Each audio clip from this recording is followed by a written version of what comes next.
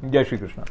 गीता स्पंद के इस अंक में आपका स्वागत करते हुए कृष्ण भगवान की कृपा का स्मरण, गुरुजनों के अनुग्रह का स्मरण करते हुए एक ऐसी बात की तरफ 14वें श्लोक के साथ हम बढ़ने वाले हैं जिसके बारे में हमको ये भ्रांति रहती है, क्योंकि हम कहते हैं कि भगवान ही कर रहे हैं।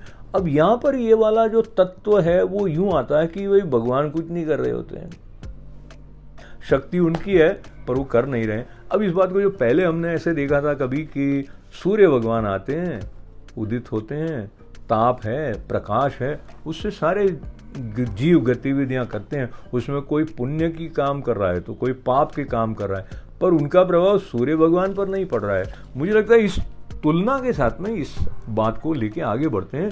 न कर्तृत्वं न कर्माणि लोकस्य सृजति प्रभुः, न कर्म फल संयोगम स्वभावस्तु प्रवर्तते। परमेश्वर भी भूत प्राणियों के न कर्तापन को और न कर्मों को और न कर्मों के फल के संयोग को वास्तव में रचते हैं, परंतु परमात्मा के सकाश से, जैसे कि सूर्य भगवान प्रकट हुए सब लोग सक्रिय हो गए, ऐसे जो शक्ति है वो वहीं से आ रही है, उनके आने से प्रकृति ही बरत रही है, यानी कि गुण ही गुणों में बरत रहे हैं।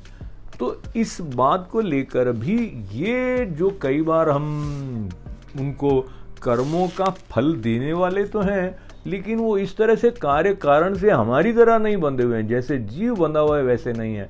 वो तो कालातीत है ना, वो तो समय से भी परे हैं, कार्य कारण से भी परे हैं।